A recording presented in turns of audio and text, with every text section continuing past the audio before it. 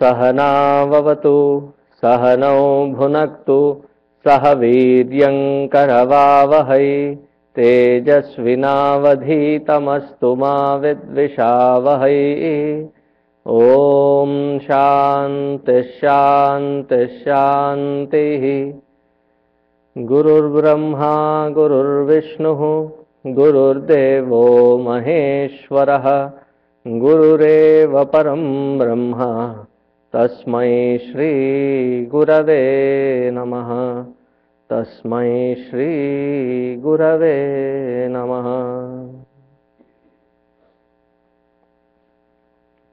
We are in the 18th shloka, 163rd word. Repeat after me. Vedyo Vaidyas Sada Yogi Viraha Madhavo Madhuhu Atindriyo Mahamayo Mahotsaho Mahabalaha.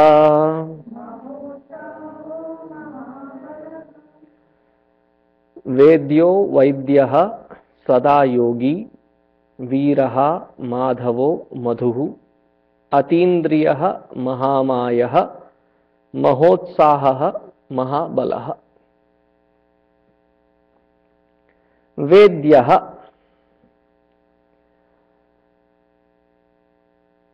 human mind or the human intellect is the most inquisitive of all the species. Closest to human mind is the monkey's mind. It cannot sit quiet. Have you gone to the zoo? Have you ever seen a monkey sit quietly in a...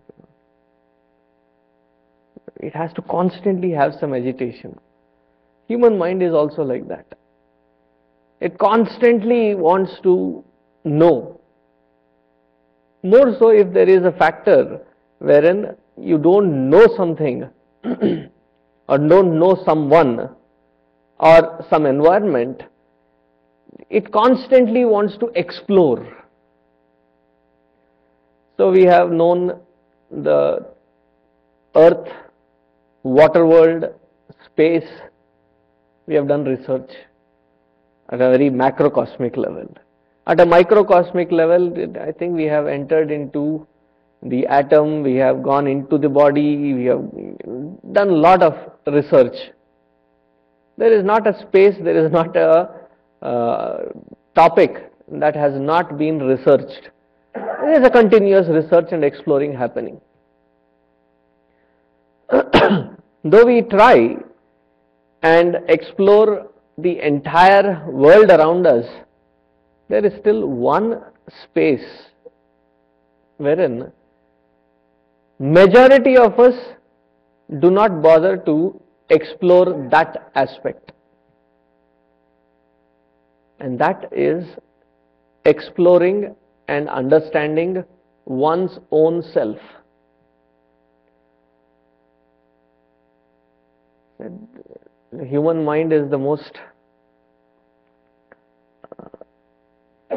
apparently a difficult one to explore.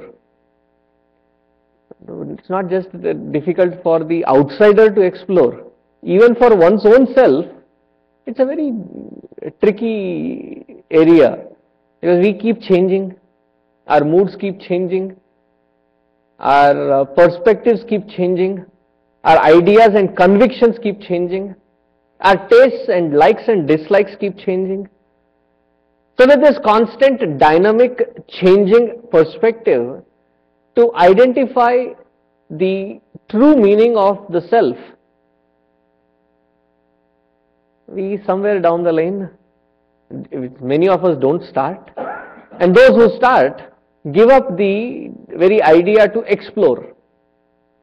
So here the Paramatma's one of the names is given as Vedyaha. Vedyaha, that which is ought to be known. And what is it that is ought to be known?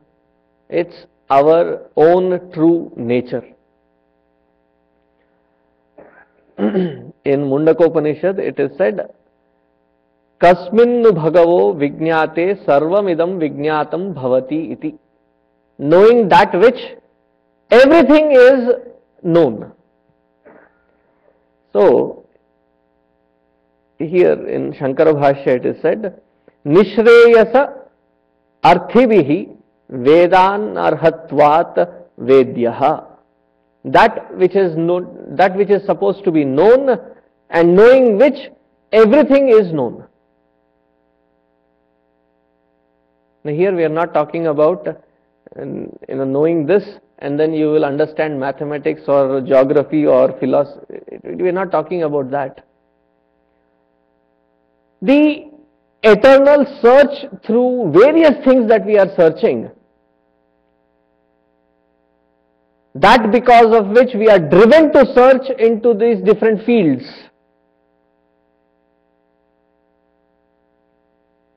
Whether it is people around, whether it is the environment, whether it is the situation, whether it is the world that we live in, we are constantly exploring. What is it that drives us to explore? To find meaningfulness in life, purposefulness in life, and to find peace, joy, contentment, satisfaction and happiness. Isn't it that what we are searching for? Whatever field that we are in, it doesn't matter. That which drives us to find that, to explore that field, is this basic urge to find that fulfillment, to find that peace within. And that can be attained if explored within. And that is our true nature. Whether you are theistic bent of mind or you are atheistic bent of mind, it doesn't matter. Aren't we searching for that one aspect of life? That which gives us peace and happiness? That is the only thing that drives everyone to find that purposefulness. Vedyaha. Moving forward. Vaidyaha. Vaidyaha, Bhagavan is considered as the Bhava Samsara Roga Vaidya.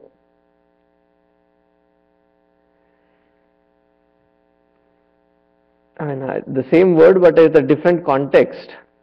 Somebody recently asked me, I think it was in Minneapolis when I was recently there, what is the purpose of Chinmaya Mission? So I said, I consider Chinmaya Mission as a Dhobi Ghat. You understand Dhobi Ghat? Dhobi Ghat means the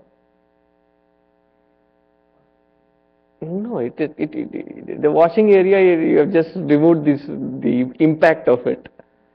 Back in India, or the rivers or lakes, there is one designated spot wherein the washermen, they take the clothes and then they beat on the stone and they clean thoroughly, especially the white linen. That is what they take and they bleach it, and hot bleach water, and then they soak it in that and then beat it. In Maharashtra area they have a special equipment also to beat the cloth so that the dirt is taken out. Yeah, like a bat. So similarly, I consider Chinmaya Mission as a Dhobi Ghat. And they were all like, where are you going with it? Why do you call it a Dhobi Ghat? So it is like the river of knowledge is flowing. Depending on your intensity and what aspect of yours you want to clean up,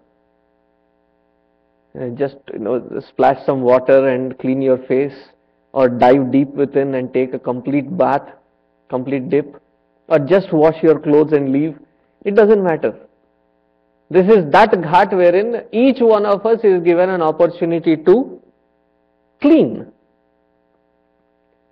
And the reason I went with that note is that somewhere in our perception we feel that spiritual organizations, as soon as you step in, there should be these people lined up who are looking like almost in that transcendental state, or they are in a trance and they are welcoming you and everybody is so nice, good. But as you step in, there is a first phase of that, you feel everything as glorious.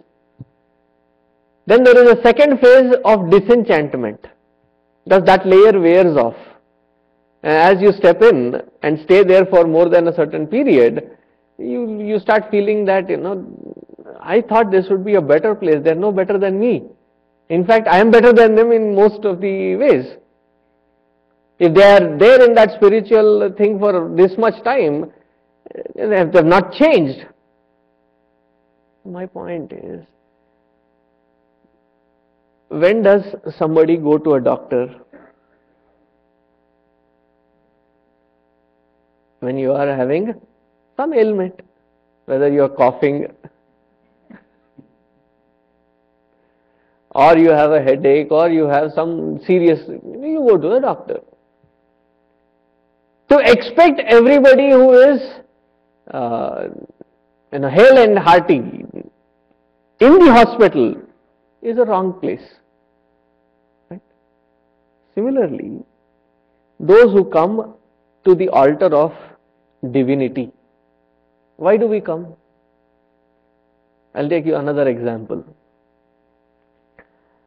These days, when you go to India and visit any temple worth its name, there's so much of crowd. And one reason I can give you is about 1 point some billion, 1.3 or 1.4 billion population, they have to go. Population has increased. But then these many people are not turning in. So the majority of those who come, they don't come out of devotion. On a serious note, they don't come out of devotion. Why do they come? Because they have some issues, some problems, some agitations, some complaints, some demands. So we have problem ashtakam, demand ashtakam. We stand there and keep asking, demanding the Lord. And most of them come not because of devotion, but they come out of fear. Fear of all that they have done and what they could be facing. So they come in for a bargain deal. Oh Lord, I'll do so much, so please excuse me for these things that I have done. And whether it works or not, the intent is that they come to that. So I had one of my very close friends. He is no more the priest there. He was the Siddhivinayak temple priest in Bombay. And just in a casual thing, I asked him, when do you find the maximum crowd into Ganesh temple? I was anticipating the answer on Ganesh Chaturthi. So he said, even Ganesh Chaturthi is on a second level. I said, then when? He said, the day before the results of exams are being announced. Not even the day before you have to go write the exams. Day before the results are being announced. That is when there is a maximum crowd. More than even Ganesh Chaturthi crowd. What can God do after you have written the exams just before the results are to be announced? But the anticipation is that I have done something, I don't know if I'll really get through or not. Just nudge me over so that I'll get across. There is that fear and anxiety. So we go with all these different purposes to the Lord. And why is he called Vaidya? Vaidya, a doctor, because when we do the puja, when we do the japa, when we do the different kinds of services to the Lord, nothing of our life will change. If we are going for that purpose that everything around me suddenly magically changes, it may happen in the movies. If you have seen a lot of these movies and other things on the gods and other things, suddenly something magical comes, a rays comes out. ठीक है, वहाँ पे ठीक है. But nothing actually happens that way. Then why do this puja? Why do this kind of japa? Why do go to the temple and offer these kinds of services? Though it does not change what we have to go through, what it does change is that it strengthens our mind to face what we have to go through with somewhat better mind frame, a balanced mindset to tackle the issue on hand. And he is called Vaidya. Vaidya, how does he give his medication?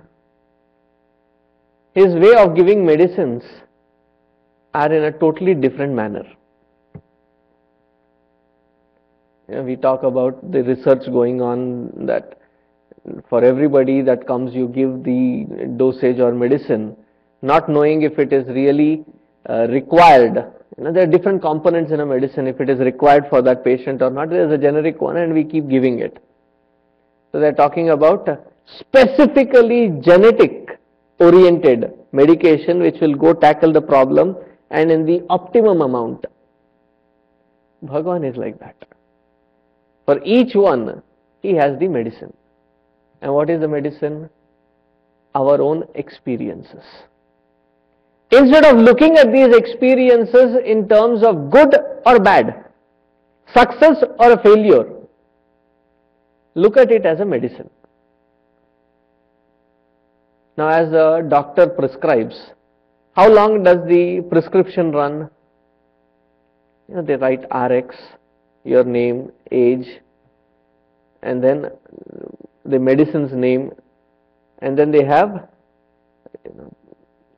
1, 2, 3 or how many times, what kind of medication, how many days, and then at the end, if you have to have a refill, they say repeat this as long as the symptoms last. Right? Similarly, he has this medication through our experiences. None of the experiences, whether they are success or a failure or good or bad, but they are that stepping platform for us to grow forward, progress forward. What if we don't progress? He says, repeat the loop. That particular experience, repeat it again and again. Until when? Until you perfect and learn to grow out of it, perfecting oneself at that level. So there is no single experience that is an accident or a mere waste. Every single experience is to mold that individual, and that is a medicine being given at that level.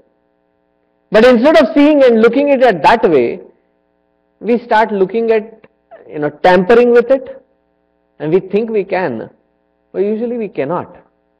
We have to go through it, strengthen ourselves to grow beyond it, perfecting ourselves, reaching that balance within. And each one of us, when we go through what we go through, don't we find that that particular troubled moment is the most horrible moment that anybody could ever face at whatever level? Nobody, it was, but for me, if anybody would have gone through that experience, they would have been devastated. I made it through. Don't we make that claim? I was at somebody's house and their younger daughter went into the bathroom and the doors got closed from within. And she couldn't reach that latch. And she is the most talkative, naughty girl, and you'd be running all over the place. And suddenly the mother and father, they said, where is this girl? They searched. We were all in the living room, and we heard somebody crying, and from the outside it could not be opened. So father finally got through the outside balcony, got into the, somehow got into the bathroom, opened the latch, got that 4-year-old. As soon as she comes out, she may still have continued crying, but since I was an outsider, though I was living in that house for 2 days, I was still an outsider. She quickly wipes clean her eyes and she looks at me as if addressing me directly. She says, in my entire life, nothing of this horrible ever happened. Now if you look at that kid, hardly 4-year-old, what are you talking about? Entire life. But at that level, whatever experience that we are going through, it appears to be the most horrible one. It almost feels like rejecting it, revolting against it, running away. But the best path is to accept it, embrace it, work your way through and grow out of it. Until that happens, we keep getting into the pattern of repetitive motion. And this is one of the things that I use in my counseling sessions. And the husband and wife come and they keep complaining, bickering about silly little things. And for me it looks very silly, okay. From their perspective it is the most devastating thing. And I tell them, look, there is one quick solution. The quick solution is go file the papers and be done with it. That's a quick solution. And then I explain them this whole siddhanta of experience as a medicine. Do you want to continue this? And you may think that you are avoiding it in this life, but this is going to come back to you in another life. Until you perfect and move forward with that perfection. Do you want to repeat this experience again in next life also? Or be done with it in this life? So they look at each other and then there is a smile. I think this life itself is fine. And that is why they say that marriages, that you are married to the same person for 7 lives. Now it is just an eyewash. I'll tell you the truth behind it. So how do you know? Not with a personal experience, with only logical approach to it. It's just an eyewash because 7 is a palatable number. If we do not perfect ourselves through these different relations, interactions and environments that we are living in, it will continue for eternity. It has been continuing for eternity. No experience that we go through is an unnecessary experience. And it is not that we are trying to go through the experience for the benefit of the world. It is for our own benefit, for our own growth, for our own maturity that opportunity is coming through. Make the best use of it and get out of it. However long we keep trying to run away from it, it's going to take a ugly form and keep coming back at us.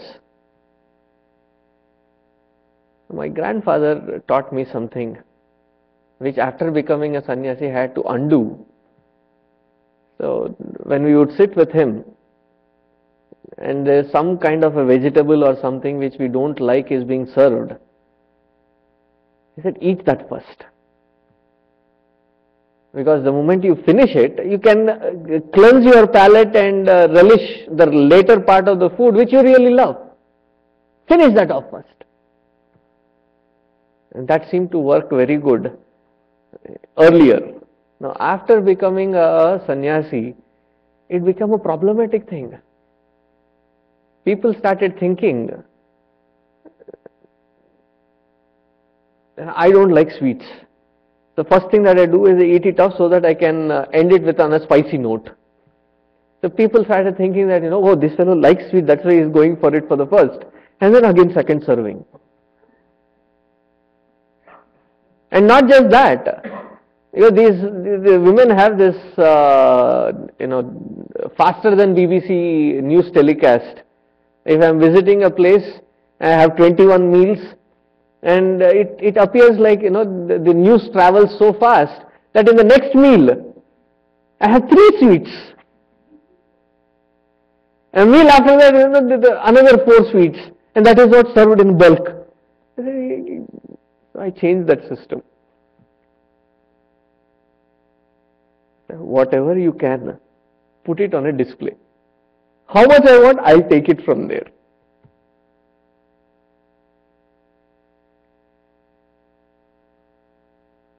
Otherwise, my grandfather's method was the best one. Don't try to avoid it. Don't run away from it. Don't try to reject it. Take it heads on. Move through it. Grow out of it. That is how he sends the medicines. Now, instead of understanding this, we start questioning, why do I have to go through this? And it is not a wise question either. Whoever tries answering that why, do you think it will satisfy? Why did this happen to me? Can anybody give an answer to that? But rather, it should be, it happened to me. Can I move forward now? It cannot be removed, it cannot be deleted from my life. Wish, right? That in tough times, our life had a remote control. That we could press that, FF. Fast forward through that tough time. Or going through a real gala time, pause, enjoy.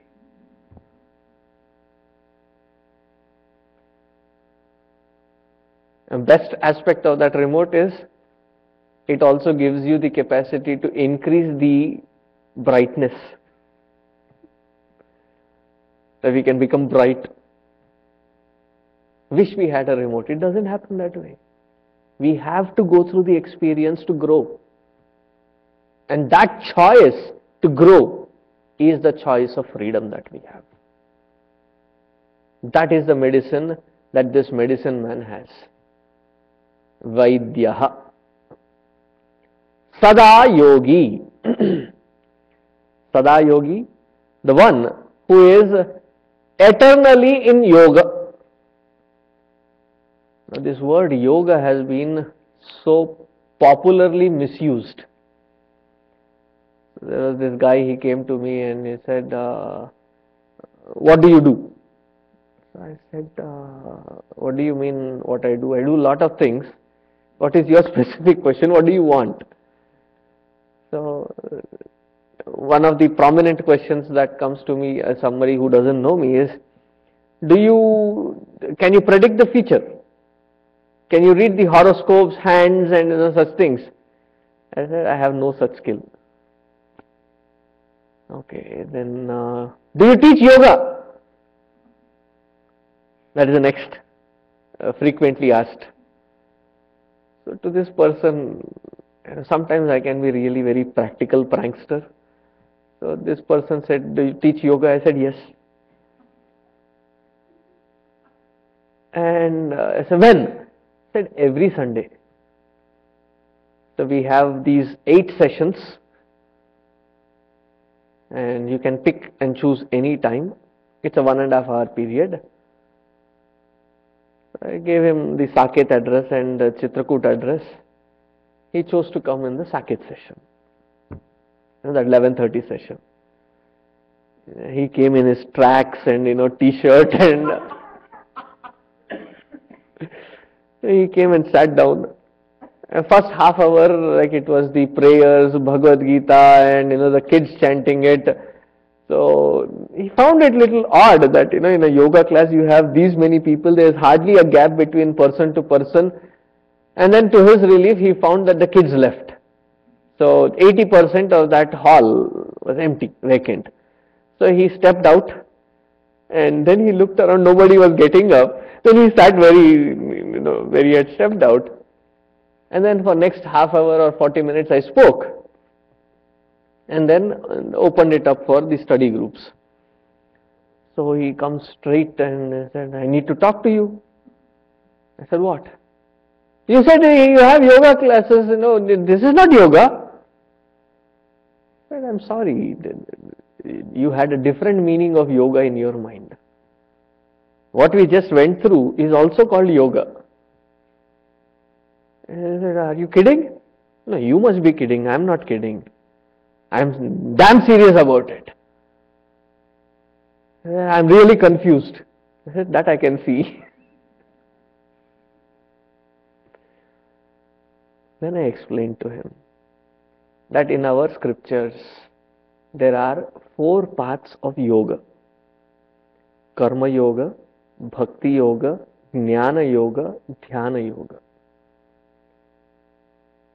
And the 5th one, wherein that exercises is one part of it, one limb of it, is called Ashtanga Yoga.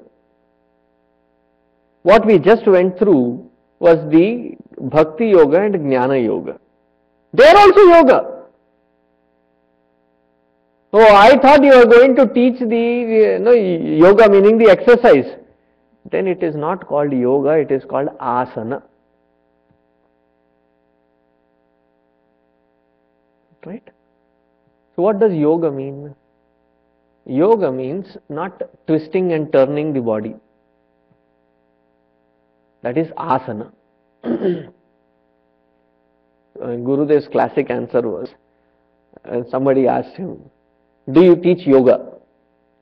Do you teach yogasanas? He said, I believe in straightening the mind rather than twisting the body. That is a unique way of answering things. What does yoga mean then? It starts from the root word yuja. Yuja, to join, to combine, to become one.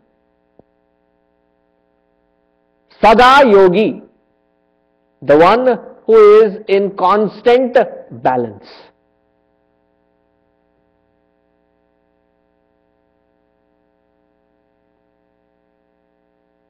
While listening to it, it appears as though that it is a difficult chore to remain in balance. Have you ever, I'm sure you have learnt the cycling.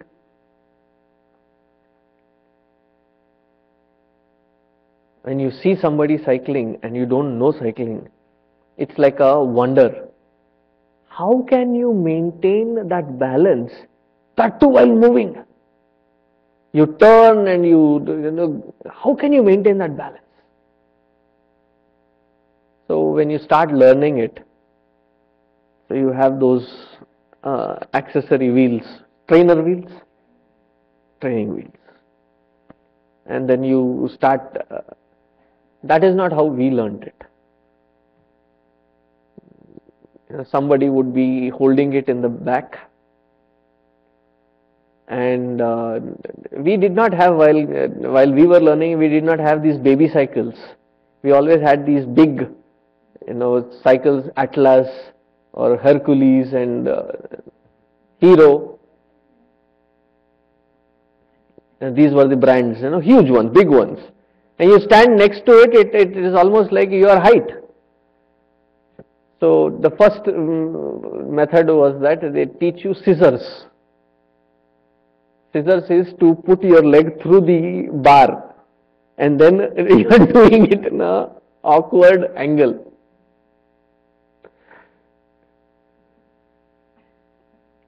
And then as you grow a little higher and then you start learning, then probably you sit and you can't reach both sides.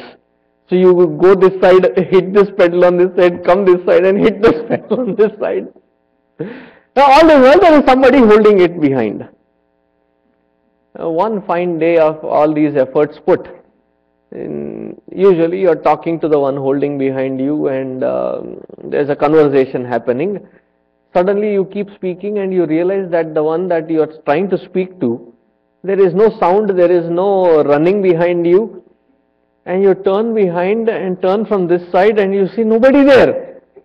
And way back in the corner of your eye there is somebody there, and just that awareness at that moment that there is nobody holding it sends you into that anxiety, panic mode, and you fall. Not knowing it, until then you had been in a very good balance. And the moment you realize that you are not being held by somebody to support, you start losing the balance. Then once you learn the balance, first few days like you are like a maniac. At least I was. It was immaterial if it was in the early morning or afternoon or evening, constantly on the bike, you're constantly going round and round and round. It is a newfound joy, newfound balance. In fact, the problem was that the bike was big and I told you, right, swinging on either sides too. So the actual problem was not riding the cycle, to get onto it and get off of it. So when we get to this platform and then jump on it and give yourself a push and start. Easy one, the starting. Stopping was a problem. So somewhere, in those lanes, 2-3 houses or 2-3 lanes away, if there is a construction site, and usually construction site has a mound of the sand. So you go there into that crash land. Because you apply the brake, you don't have that height to really jump off and get to that balance.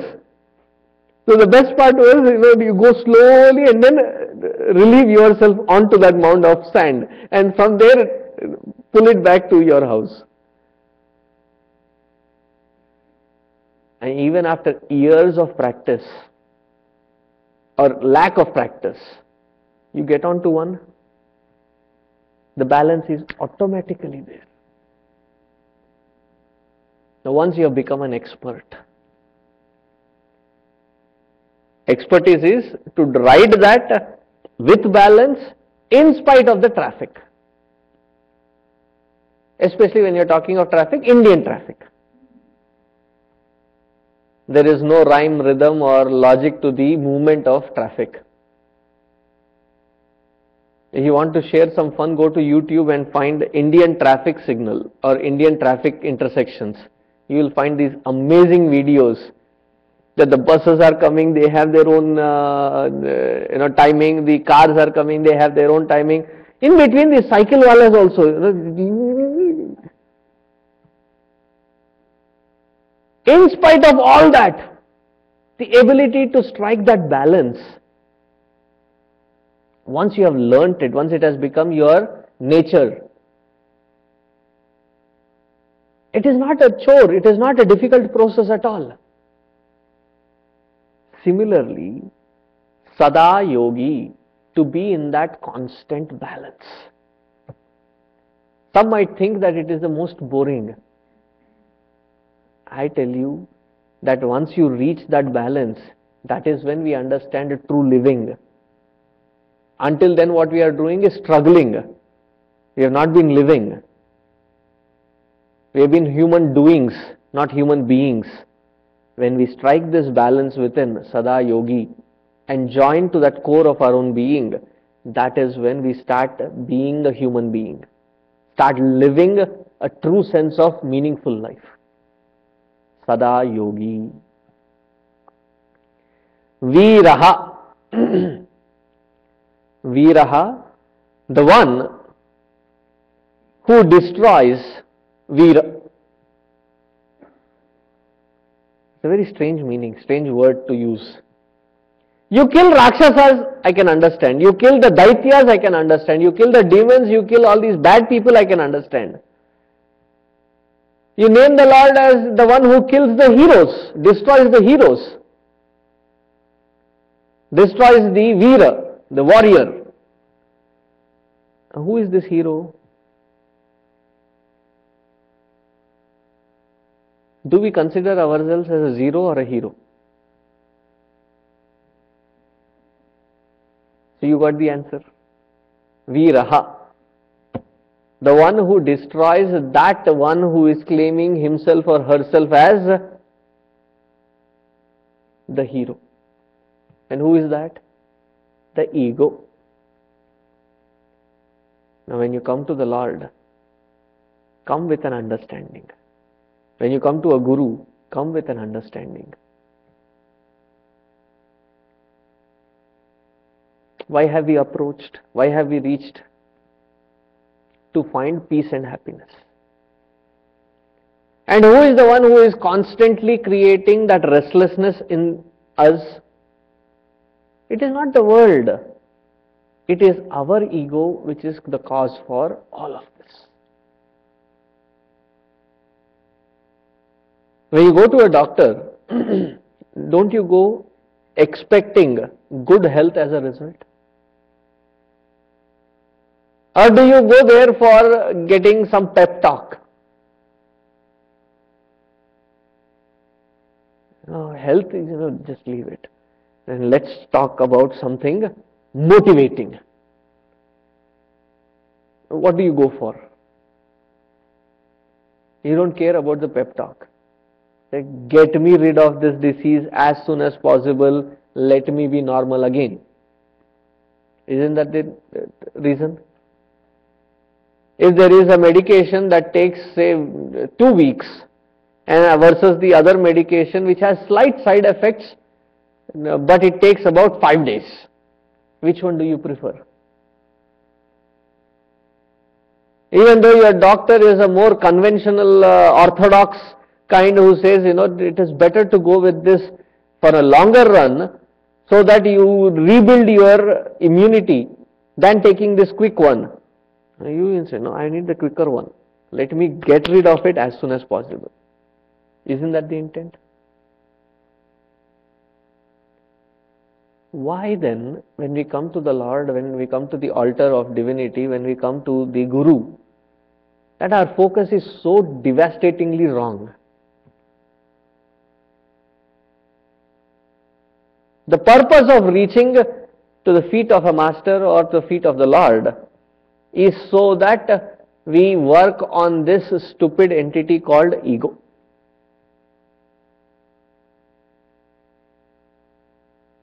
To chip that layers of ego to its finer details, to remove it constantly. See, when there is a boulder, a stone taken by a sculptor, what does the sculptor do? He starts giving it a vague shape to it in the beginning. He starts using the hammer. And with every stroke of it, think as a stone. You would probably be resisting. If you had feet, you would be running away. Because it's a painful process to chip off. And then starts taking a chisel and using it for finer details. Starts hammering it in. A generic shape has come in. Then, do you think the process is done? No. Then comes the difficult part. More difficult than going through the hammer and chisel is the sandpaper treatment. Starts using the sandpaper on that stone. Have you ever used a sandpaper? Even on wood, it takes effort to smoothen it out. Imagine on a stone. And that's why these days they don't use sandpaper, they use a polishing machine. But the true shine, those who are orthodox in the sculptors, they say the true shine comes out in the manual sandpapering. And when you start sandpapering it, that particular stone would have been feeling such a torture. After having gone through such painful process of torture, then comes the beauty out. Viraha. When we reach to the altar of divinity, trying to connect to that core within, anything that comes in between that connection has to be cut aside. And what is it that comes in between? It's our own ego. That hero has to be destroyed. Viraha. Madhavaha. If you remember, about dozen shlokas earlier, we had read this very word, Madhavaha. There we had interpreted it as the meaning of the husband of Lakshmi. Here, the same meaning is given a different meaning is Dhava remains the same, the Lord. Lord of what? Ma also means Vidya or Saraswati. So he is the Lord not just of Lakshmi but also the Lord of Saraswati. Now all these are nothing but Shaktis. If you remember that time, I had given the explanation that the consorts of the divinity are not to be seen as the wives, but they are his Shakti, they are his capacities. And that is why we have these gods, multiple god forms, not a single one, but multiple god forms or multiple divinities or consorts, because they are his capacities or Shakti. So Madhava, the one who is the very owner of knowledge. So how does that Viraha, how does that ego get killed? Through knowledge. Now the problem that the ego exists is a wrong conviction. Wrong conviction or an idea. In Sanskrit it is called avidya or ignorance. Now if ignorance is the root cause for all our restlessness and unhappiness and miserable state of our existence, how do we remove avidya? See, when the cloth has a stain, there are different stain removers. And if there is, do you use nail polish? And the nail polish has to go in coordination with the kinds of clothes that you are wearing. And my observation only, just bear with me.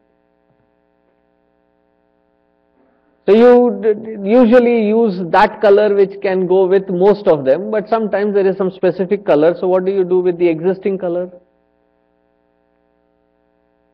Do you take a blade or something and scrub it? How do you remove it? There is a nail polish remover.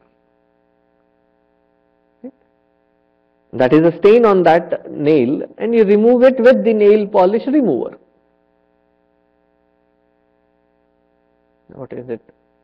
Acetone, right? Right. Acetone, and then you remove it with that.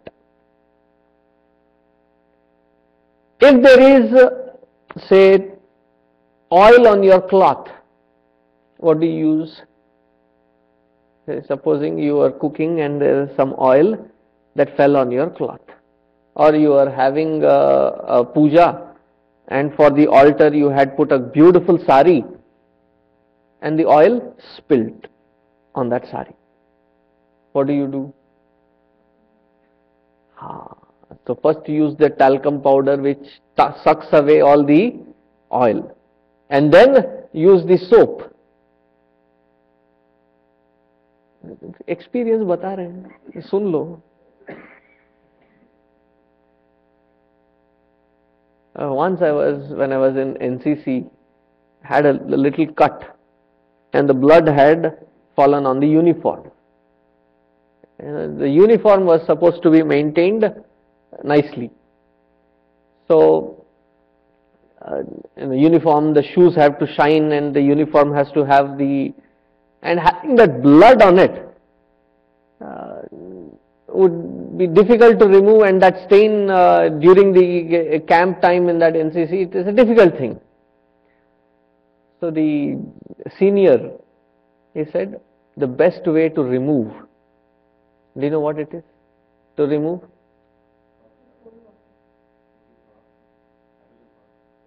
Hydrogen peroxide, where do you go get it now in an NCC camp, some wilderness?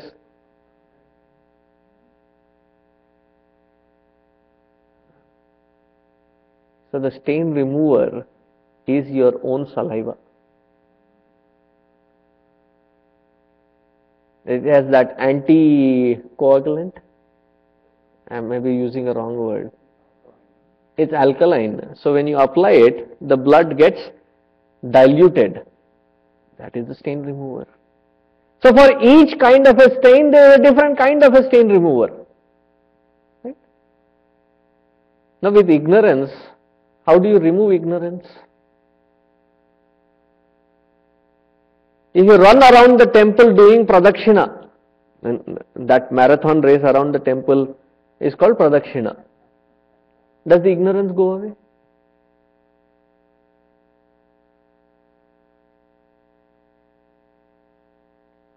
By chanting and repeating the name of the Lord, it's almost like trying to remove hunger by reading through the recipe book. When you're really hungry, you're given a recipe book. Does it remove hunger? Or reading through them and beautiful photographs, does it really create more of that craving and desire to eat? Reading through will not remove hunger. How do you remove that ignorance then? By putting different decoration marks on your forehead? 3 lines, single lines, dotted lines, white, chandan color, whatever, sandalwood color, or the red color, or different kinds of designer wear clothes. The first time when I had been, first month or so, when I had been taken to Starbucks, there were these 11th, 12th graders, I think, high schoolers, who were in that Starbucks, and I know they were talking about me, I could hear it. Though they were whispering, I could hear it. So I turned around and I said, are you guys talking about me?